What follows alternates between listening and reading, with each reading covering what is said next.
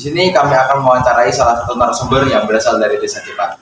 Sebelum kami melakukan wawancara tersebut, alangkah baiknya kami memperkenalkan diri terlebih dahulu. Saya Artika Wijayadi nomor absen 5. Saya Ana Zaratunisa nomor absen 2. Saya Khairul Nimah nomor absen 16. Saya Zaidin Akmal Khairullah absen 36. Saya Deviona Prisiti Octaviani nomor absen 8. Dan saya Masudatu Zahra nomor absen 18.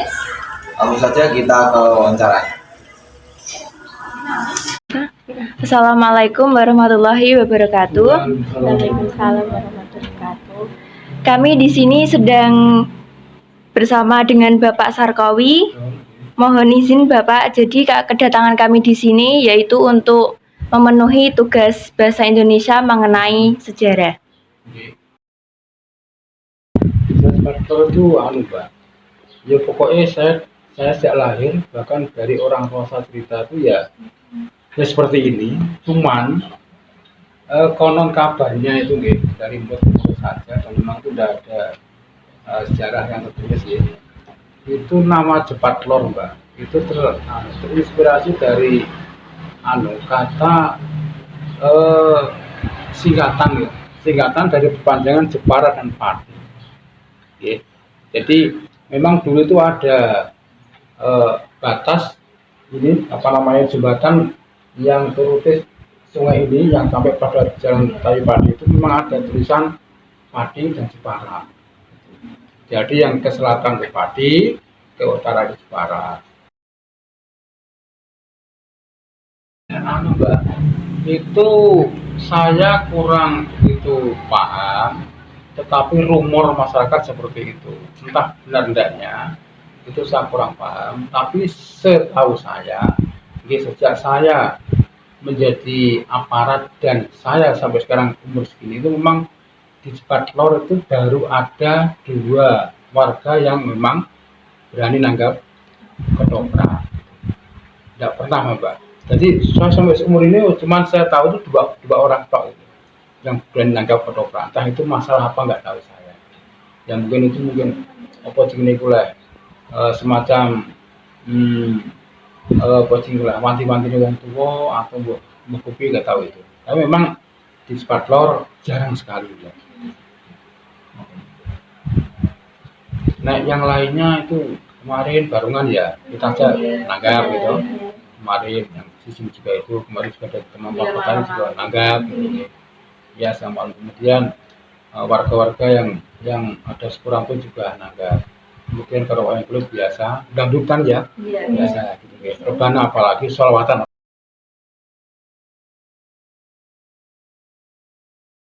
Mbak, kalau budaya yang masih melekat di desa itu kan satu tentang budaya gotong royong, adat selamatan orang meninggal, ya.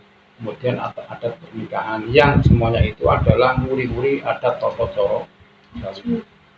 Kemudian yang adat kebudayaan itu adalah kegiatan bersih desa. Itu kan tiap tahun kan ada yang jatuh pada bulan Jawa, itu bulan Apit. Bulan Apit setelah kita puasa, kemudian bulan itu Syawal, kemudian Apit. Itu bulan itu. Nah, kita sudah kenal dengan budaya, adat budaya itu bahwa pada bulan Apit itu memang kita, terutama warga Jepat Lor ini, itu wanti-wanti tidak mau mengadakan kegiatan yang bersifat rame-rame. Mungkin ada mau hitanan atau pernikahan itu sementara itu ditunda dulu. Yang diutamakan adalah untuk kegiatan bersih desa atau sedekah bumi, yang artinya adalah mendoakan pada leluhur atau akal bakal di desa. Di desa Jepat Lor ini sendiri masih ada tempat bersejarah seperti mungkin makam atau petilasan. Dan untuk itu sendiri, apakah di masyarakat ini ada acara tertentu untuk menghormati dari tempat itu sendiri? Tadi saya bilang itu adat budaya yang dilestarikan untuk supaya bisa diuri masyarakat itu adalah berkaitan dengan kegiatan Sukabumi itu kan ada yang namanya makam keramat atau makam leluhur. Gitu. Cara wong Jawa itu akal bakal gitu. Akal bakal sing ben iku udah apa jenenge babat desa. Itu ada itu makamnya jenenge Mbak Buyut Kromo. Ada dulu waktu saya kecil Mbak, kalau saya masih sekolah itu kalau Sukabumi ya kita diajak untuk ke makom Mbak Buyut itu. Waktu itu makomnya masih di bawah daun rumbia, paham rumbia? Rembulung sagu, gitu, sagu. Di situ hanya diberi, karena itu adalah apa namanya itu tokoh, leluhur akal bakal, dan kebetulan adalah punya 2 istri. Jadi waktu saya kecil dulu orang mati kok pakai ternyata itu yang tengah itu Mbak Buyut, kakek yang takut itu yang kiri kanannya itu adalah istri tua dan istri muda. Waktu itu masih di bawah namun Mbak Rumbia itu. Nah, dulu kenapa saya nggak seperti itu? Ketika saya masih kecil itu karena lahannya belum seperti ini, itu kebetulan kalau pas hormat itu pada musim-musim penghujan, sehingga kami waktu itu kalau diajak untuk tahlilan ya pada nongkrong atau jongkok atau duduk di glongsor tuh Mbak. Glongsor paham ya? Iya. Jadi rumbia itu kan terus sama yang kayak wah budi gitu lah, itu nanti rumbia seperti itu. Lah lambat laun karena itu tadi ingin untuk mencari berkah dari Mbak Buyut, akhirnya pakai masalah itu Surabaya untuk dibuat suatu makom yang komprehensif. Nah sekarang kalau kita ziarah terasa nyaman. Di tempatnya di jurusan Taibuana itu, namanya makam Mbak Buyut Kromo.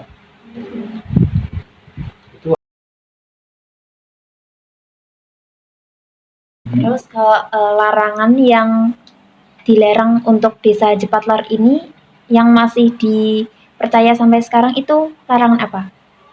Namanya kok ada yang signifikan kan? Ya cuma gini aja, Jepatlor memang agamis. Jadi kita itu ya norma-norma sosial asusila, norma asusila dan norma-norma etika itu masih dikedepankan. Sehingga yang dianggap tabu oleh agama atau sosial budaya pun juga kita itu nampaknya masih juga terlarang karena itu. Tapi yang seperti wong depan orang tok mau belum ada. Gitu. Oh, itu Pak, kalau larangan orang Jepang itu nggak boleh menikah sama orang Pakis itu, apa benar? Mitos Dulu atau seperti fakta? itu, ya, tapi sekarang kok enggak? Gitu.